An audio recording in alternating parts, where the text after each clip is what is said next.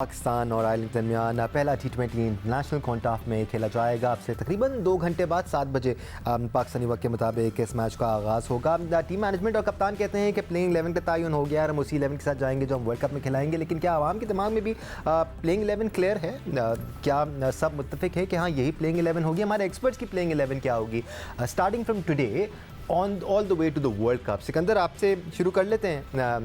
आपकी प्लेइंग 11? यार बड़ा मुश्किल सवाल है, तो मुझे नहीं पता। नहीं, मुश्किल क्या है? मैनेजमेंट कह रही है कि हमने तयन कर लिया। तो रिजवान फिट है, हाँ ना, आजम फिट है। कल के बाद देखो, कल एक दफ़ा वो खिला देना लड़कों को, कभी आजम भी फिट है, वो खेल रहा है, रिजवान खेल रहा है, हारिस, फिर हम बनाएंगे। मैं अभी कैसे बना सकता हूँ? अगर मैं अभी रिजवान को रखता हूँ, कल नहीं खेले, आप कहेंगे आप रिजवान फिट है? जो इत्तलात आ रही हैं फिट है या सब फिट है ना? ये पूछा गया है बार बार टीम मैनेजमेंट से कि कौन कौन फिट है कौन नहीं है। सब फिट है, हारिस रऊफ भी फिटनेस की तरफ आ गए हैं, बस मैच प्रैक्टिस की ज़रूरत है। ऐसा ही है ना? नहीं दानिश, अभी थोड़ा सा एफ एंड बट हैं। अगर ऐसी बात होती तो फिर तो कोई मसला था ही नहीं, आप अपनी टीम का ऐलान कर देते। लेकिन जो बिल्कुल सिकंदर वक्त बात कर रहे हैं, भजा कर रहे हैं, क्योंकि आपने न्यूजीलैंड के ख़िलाफ़ सीरीज़ में 16 खिलाड़ियों को मौका दिया। अभी आपके पहले 4 स्लॉट क्या होंगे, ये एक बड़ा $1 मिलियन क्वेश्चन है। अगर आप साइम और बाबर के साथ ओपन करने जा भी रहे हैं तो नंबर 4 के ऊपर फ़खर जमान ने अपनी जगह को सीमेंट कर दिया है, जो वो जिस तरह खेलें। लेकिन अब सवाल यह है कि रिजवान नंबर 3 पर होंगे या उस्मान नंबर 3 पर होंगे। फिर उसके बाद सलमान अली आगा जो हैं वो इफ्तिखार को टफ़ टाइम देने के लिए तैयार हैं। और मुझसे अगर आप पूछेंगे तो मैं तो फिर सलमान अली आगा के साथ जाऊंगा। फिर नंबर 6 और नंबर 7 पोजीशन पर इमाद और शादाब हैं। और फिर उसके बाद हो सकता है उन दोनों में से आप शादाब को ही खिला रहे हैं? नहीं, दोनों खेलेंगे। अच्छा, दोनों खिला रहे सलमान शादाब भी 3 खेलेंगे। है, 3 में से 2 खिला। ठीक है, अबरार को नहीं खिला रहे? नहीं, अबरार खेलेंगे ना, अबरार 8वें नंबर पे होंगे। फिर आप 3 फास्ट बॉलर के साथ जाएंगे। अच्छा, तो मतलब बेसिकली आप अबरार को भी खिला रहे हैं, शादाब को भी खिला रहे हैं और इमाद को भी खिला रहे हैं? यस। अच्छा, ठीक है। और पेसर्स आपके? 3 पेसर होंगे ना फिर उसके बाद। कौन पेसर है? 3 पेसर देखें, शाहीन, अभी आमिर नहीं है, पहले कंफर्म है। शाहीन और आमिर तो कंफर्म है। मैच पड़ेगा नसीम शाह और आपका हारिस रऊफ में। अच्छा, आप कह रहे हैं कि शाहीन और आमिर कंफर्म है, शाहीन और नसीम कंफर्म नहीं है? यस, बिल्कुल। ओके, ठीक है। अहमद, मैं आपकी तरफ आता हूँ पहले, फिर मैं सिकंदर की तरफ आऊँगा।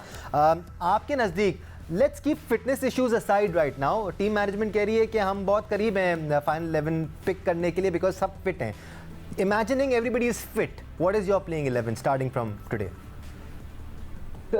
देखिए, मैं बता तो देता हूँ, लेकिन प्लेइंग 11 प्रिडिक्ट करने के लिए क्योंकि हमें वहाँ पे होना बहुत ज़रूरी है। किस तरह का पिच है, क्या एटमॉस्फेयर है, वहाँ फोकस क्या, ये सारी चीज़ें ज़रूर आती हैं। लेकिन अगर मैं अपनी पसंद की आप जो करंट लॉट हमारे पास है उसमें से बताऊँ तो आई थिंक आपका प्रीमियर फास्ट बॉलर पहले भी जो था वो अभी भी है, नसीम शाह है। ठीक है, वो किसी भी सूरत में बाहर नहीं बैठते, आपके प्रीमियर फास्ट बॉलर है। उसके बाद आपके जो है ना शाहीन आएंगे अंदर। ठीक है, सही है, वो भी आपके प्रीमियर फास्ट बॉलर है, उनसे बहुत ज्यादा उम्मीदें हैं इस वर्ल्ड कप के लिए। और उसके बाद आपके जो है ना आमिर और हारिस रऊफ के अंदर से you can always decide. I think Aamir, क्योंकि अब आप आमिर को लेके आए हैं, आपने उनकी रिटायरमेंट वापस दी गई है, ली है, तो आपको आमिर के साथ जाना चाहिए। इब्रार किसी भी सूरत में लास्ट वर्ल्ड कप में भी बाहर नहीं बैठता था जी, हमने बहुत बात की है इब्रार की। ठीक है, इब्रार मिस्ट्री स्पिनर है, इब्रार एक अच्छा बॉलर है, हमने उनको खेला भी है, हमने सबको खेला है पाकिस्तान के जो डोमेस्टिक सर्किट में या करंट लॉट में जितने भी। आई थिंक जी तो इब्रार जो है वो किसी भी सूरत में बाहर नहीं होते। फिर उसके बाद इमाद वसीम आते हैं। ठीक है, इमाद वसीम खेलते हैं। फिर फिर आपके आजम खान आते हैं, जो कि अगेन आपके वर्ल्ड कप में कीपर भी वही होने चाहिए। और आपके लोअर मिडिल ऑर्डर में जिस तरह की परफॉर्मेंसेस पिछले 4 साल से चल रही हैं वो भी बाहर नहीं होंगे, आपके बनते ही नहीं है, चाहे वो परफॉर्मेंस हो या ना हो। लेकिन जो उनकी एबिलिटी है to clear the boundary ropes, वो और किसी के पास नहीं है करंटली आपके पाकिस्तान क्रिकेट टीम में। अगर आप उनको लेके गए हैं तो ही शुड बी प्लेइंग। फिर उसके बाद आपके जो ओपनर से ऊपर से स्टार्ट करते हैं, इमाद वसीम तो आपके होंगे। ठीक है, ऊपर से स्टार्ट करते हैं, ऊपर आपके बाबर क्योंकि नंबर 3 पे आए थे, उन्होंने 350 किए थे, लेकिन जैसे ही वो कैप्टन बने वो दोबारा से ऊपर दौड़ गए। समझ नहीं आया कि बाकी सारी चीजें अभी तक कोई चीज डिसाइड नहीं हुई है, लेकिन उनके 350 करने के बावजूद भी वो खुद ऊपर चले गए। बड़ी अच्छी बात है, वो आ गए थैचर, वो आ जाएंगे, उनके साथ साइम अयूब होंगे। नंबर 3 पे आपके उस्मान खान आ जाएंगे, नंबर 4 पे आपके फखर जमान होंगे, और नंबर 5 पे आपका जो है ना एक 12 हो गए आपके जो भी अवेलेबल 12 हो गए भाई। नहीं हाँ मैं नहीं 11 गिन रहा था।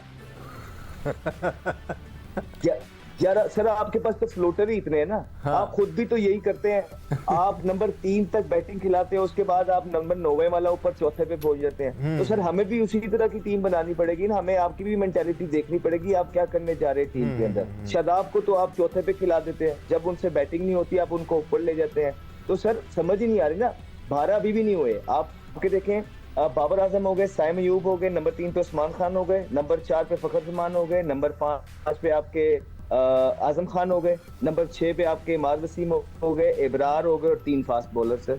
अच्छा, रिजवान नहीं है आपकी टीम में?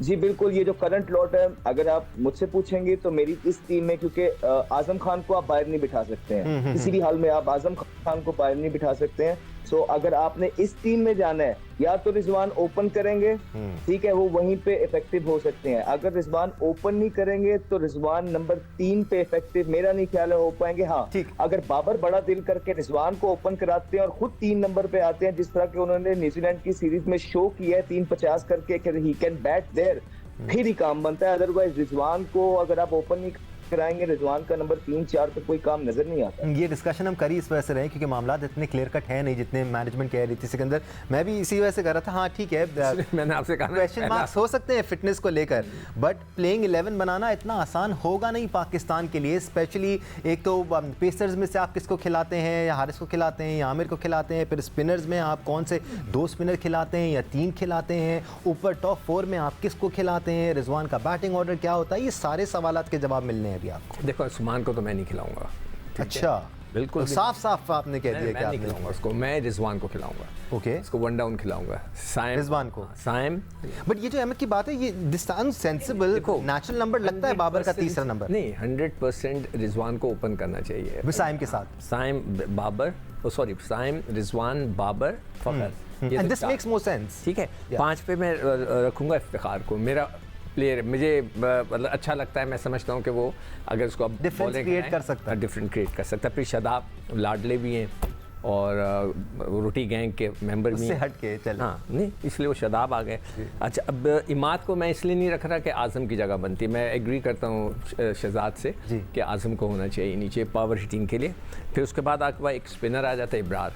अब एक नहीं है हमारे पास, अब 3 स्पिनर हो गए। शादाब भी है स्पिनर, इब्रार भी है स्पिनर, इफ्तिखार भी है स्पिनर, और फिर साइम अयूब भी एक पार्ट टाइम स्पिनर। हाँ वो भी है, बल्कि 4 हो गए आपके पास। और फिर 3 फास्ट बॉलर्स आ जाते हैं। शाहीन और नसीम शाह 100% होते हैं, राइट। अगर आमिर फिट है, अगर खेल तो वो आ जाते हैं। अगर वो नहीं आते और हारिस, आमिर तो फिट है, आज पहुंच जाएंगे वहां पर, अगले मैच से अवेलेबल। नहीं हो गया ना वीजे का इशू सॉल्व, मतलब वो आज नहीं खेल रहे। अगर वो हो तो वो खेल लेंगे, अगर वो नहीं है तो फिर मैं कहूँगा कि हारिस को खिलाएं। अगर हारिस अनफिट है तो फिर आप हसन अली को खिलाएं ना, ताकि पता तो चले कि हसन अली को आप अगर रिजर्व में भी, आपके अब्बास आफरीदी भी हैं, किसी ने उनका नाम, वो बहुत अच्छी बॉल कर, अगर हसन अली ने परफॉर्मेंस कर दी तो फिर उसे वर्ल्ड कप में भी लेके जाना पड़ेगा। हाँ तो ले जाएं लेके जाएं। आपने बुलाया क्यों उसे? जब बुलाया तो खेलना। I really want to talk about conditions as well Ahmed. या आपकी तरफ भी आऊँगा।